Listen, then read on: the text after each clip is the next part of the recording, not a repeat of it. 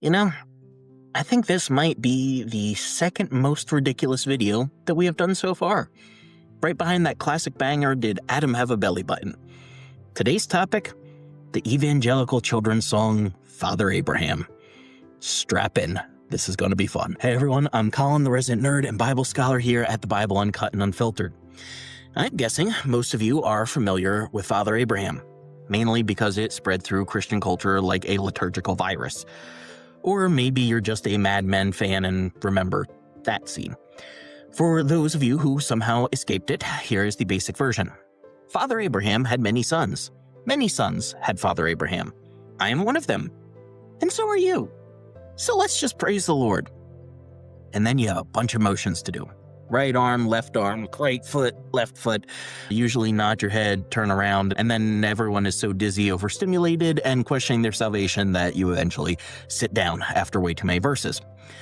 And I didn't know this for the longest time, but there's also a very different version, and chances are you have only heard one of them, and you're going to think the other one's pretty unhinged. So if you knew that first version that I said, oh boy, this one's wild. Goes like this. Father Abraham had 7 sons. 7 sons had Father Abraham. And they never laughed, and they never cried. All they did was go like this. And then you get the right arm, left arm, all that. That honestly sounds less like Sunday school and more like a rejected Brothers Grimm fairy tale. And some churches, realizing it was weird to have little girls singing about being sons, changed it to many kids. Which, fine, probably a good call.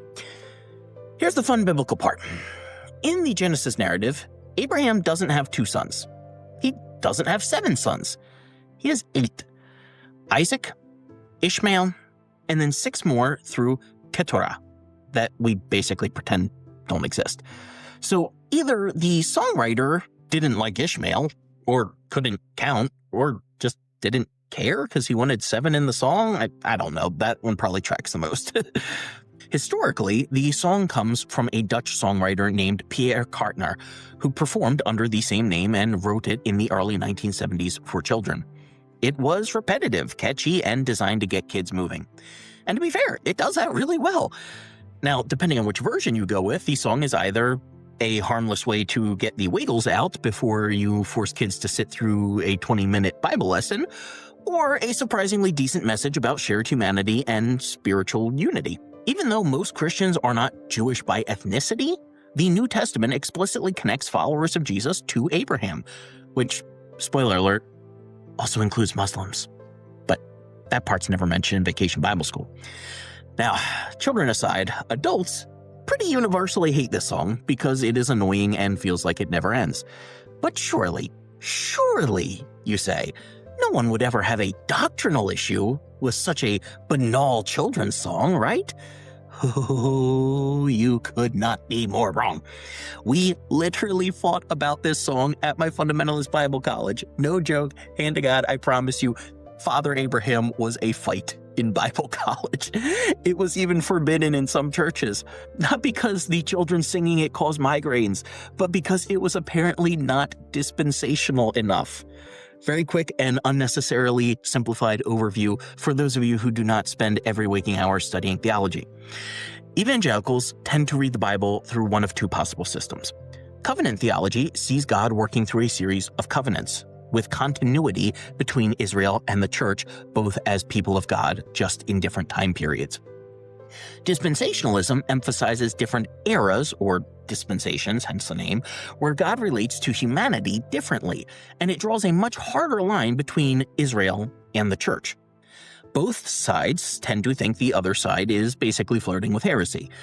They're actually a lot more similar than they'd want to admit, but don't tell them I said that. And for today's purposes, it's beside the point. Coming from a very dispensationalist school, we were not allowed to sing Father Abraham because, get this, it didn't create enough separation between Christians and Jews. Which is honestly kind of impressive, given that, 2/3 of the Bible's Jewish, most of the New Testament was written by Jews, and wasn't there a guy named Jesus who was Jewish? But yeah, real danger is a children's song implying continuity between different groups known as people of God over time. And the really disappointing thing is there was a verse in our own scriptures that somehow we ignored that could actually speak into this issue. Who'd have thunk? Galatians 3:7. So then, those who have faith are children of Abraham. So, yes. This is absurd to say out loud. I can't believe I'm actually going to do this. But here we go. Father Abraham, it's actually kind of biblical. At least the popular version. Because Abraham really does have many sons. And kids would have absolutely made noise about it. And that's why I tell this story. Not because the song matters, but because the fight does. We Christians are unbelievably good at arguing over the dumbest possible things. And I understand wanting to be accurate. I have that mindset too. I understand caring about theology. I have a podcast about the Bible. I wouldn't be doing this if I didn't care. I would be thrilled if I never heard this song again as long as I live. I spent way too many years in children's ministry. But maybe, just maybe, we don't need to wage theological crusades over a children's song that was already turned into something Christian, because God forbid we have kids singing the wheels on the bus in church. Maybe we should be more concerned with, the wildly incorrect ways we teach Bible stories to children, the stories we sanitize that are actually violent and traumatic, or the ones we teach way too early without context. Or, wild idea, maybe we should be more concerned with the behavior of the adults in the church, especially in leadership, than with minor theological disagreements embedded in a children's song. Because when we police songs like this, while ignoring actual harm, when we guard doctrine but neglect love, when we obsess over precision and miss the point, we haven't just lost the plot. We're teaching the next generation exactly why they won't stay.